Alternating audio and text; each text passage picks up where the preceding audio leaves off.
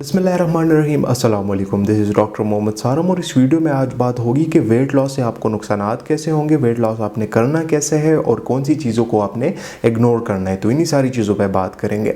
बहुत सारे लोगों को आपने सुना होगा, कोई कहता है कि हमारी 1 महीने बाद शादी है या 2 महीने बाद शादी है तो हमने 15 किलो या 20 किलो का वज़न कम करना है। कोई कहता है कि हमारी यूनिवर्सिटी में पार्टी हो रही है 15 दिन बाद या 20 दिन बाद और हमने 10, 15 या 5 किलो का वेट कम करना होगा। तो हमेशा ये जो लोग होते हैं ये शॉर्टकट के पीछे भागते हैं और हमारा जो ह्यूमन ब्रेन होता है ये जल्दी रिजल्ट मांगता रहता है। तो इसमें होता क्या है कि इससे बहुत सारे नुकसानात भी बनती है। अक्सर आपने देखा होगा तो इन्हीं चीज़ों के चक्करों में लोग जाके बाज़ार में ऐसे कोई सप्लीमेंट्स होते हैं या ऐसे कोई पाउडर होते हैं जो कि वेट लॉस करवाते हैं, तो उन चीज़ों को बाई करके उनको यूज़ किया करते हैं बग़ैर ये जाने कि इनके अंदर कौन सी चीज़ें हैं, ये वेट कैसे कम कर रहा है हमारा। ये चीज़ें उनको ये कोई भी रिसर्च लोग नहीं करते, बट जाके ये चीज़ें बाई करके खाना शुरू कर देते। तो इनसे नुकसानात भी बहुत ज़्यादा होते हैं। सबसे पहली बात, अगर आप ऐसे वेट लॉस करते हो तो ये सस्टेनेबल तरीका नहीं है, ये सस्टेन नहीं रहता। अगर आप इसको सस्टेन रख भी लेते हो, ये जिस तेज़ी से आपका वज़न जो होता है वो कम करता है, उसी तेज़ी से उतनी ही तेज़ी से ये वज़न वापस भी बढ़ता रहता है। इसको सस्टेन करना बहुत ज़्यादा मुश्किल हो जाता है। कई अरसे तक ये चीज़ सस्टेन होती है, उसके बाद फिर आपका वज़न जो होता है वो बढ़ना शुरू हो जाता है। खाने में जो मेजर एक फूड ग्रुप है जिसको हम कार्बोहाइड्रेट्स कहते हैं, उसको वो एक्सक्लूड कर देते हैं। तो वो ये चीज़ें खाना शुरू कर देते हैं, डाइट प्लान्स फॉलो करना शुरू कर देते हैं। तो उससे होता क्या है, उससे हमारी एक तो माइक्रो न्यूट्रिएंट्स की डिफिशिएंसीज आना शुरू हो जाती है, डिप्रेशन शुरू हो जाती है, डिप्रेशन भी इसी वजह से आती है। इसके अलावा मूड स्विंग्स आ जाते हैं। इसके अलावा जो कि बहुत ज़्यादा कॉमन है, इसी डाइट और इन चीज़ों की वजह से जो कि जिसको हम ऑस्टियोपोरोसिस कहते हैं, जो कि हमारी हड्डियाँ इतनी कमज़ोर हो जाती हैं कि ऐसे ही टूटने लग जाती हैं।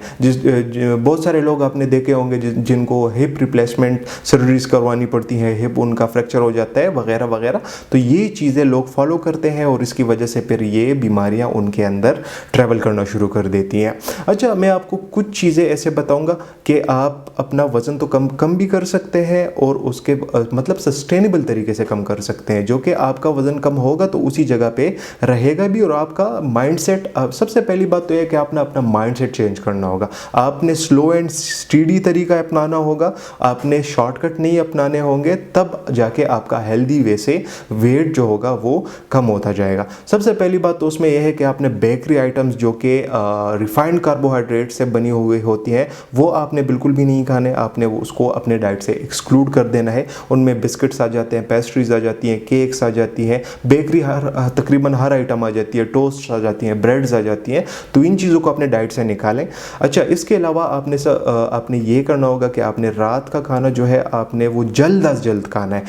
तकरीबन 7:15, 7:15 तक या 8 बजे तक आपने हमेशा अपना डिनर ख़त्म करना चाहिए होता है। अच्छा, उसके बाद आपके डिनर और आपके कल सुबह के ब्रेकफास्ट के दरमियान कम से कम 12 घंटे का जो टाइम है, जो फास्टिंग है वो होनी चाहिए। इसके दरमियान आपने कुछ भी नहीं खाना। अच्छा, इसके अलावा 3rd नंबर पे आ जाता है कि आपने हमेशा स्नैकिंग नहीं करनी। बाज़ औक़ात लोग होते हैं सुबह का नाश्ता भी करते हैं, लंच भी करते हैं, डिनर भी करते हैं, इसके दरमियान वो स्नैक मील्स भी लेते हैं। कभी चिप्स हो गई, कभी कोई चीज़ें, कभी क्या चीज़ें, कभी क्या चीज़ें। तो ये चीज़ें खाना वो पसंद करते हैं। तो आपने स्नैकिंग नहीं करनी। अगर करनी भी है तो क्या करना है, आपने सिर्फ ड्राई फ्रूट्स का इस्तेमाल करना है। इसके अलावा आपने कुछ भी नहीं खाना। अच्छा, 3rd नंबर पे आ जाती है वो चीज़ें जो कि मतलब आपके डाइट में प्रोटीन्स रिच हो।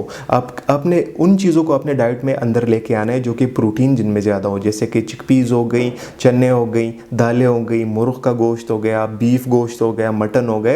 इन चीज़ों को आपने अपने डाइट में लेके आना है। और इसके अलावा एक और बात है कि आपने अपनी 80% जो कैपेसिटी है वो हमेशा फुल करनी होती है, 20% आपने अपने कैपेसिटी का खाली छोड़ना होता है। आपने अपने बैटरी को हमेशा 80% तक चार्ज करना पड़ेगा। आपने 80% खाना खा लिया, 20% का जगह आपने छोड़ के ख़त्म कर लेना है उधर ही, क्योंकि ये सुन्नत भी है और इससे आपका मेटाबॉलिज्म भी होगा, मेटाबॉलिज्म भी इम्प्रूव होगा और आपके जो स्टमक और डाइजेस्टिव सिस्टम के प्रॉब्लम्स है उससे भी आपको निजात हासिल हो सकती है। ये एक सुन्नत भी है। तो इन सारी चीज़ों को अगर आप फॉलो करते हो तो आपका slow and study and sustainable weight loss होगा। तो आज की वीडियो बस यहीं तक थी। उम्मीद करता हूँ आपको इन्फॉर्मेटिव लगी होगी।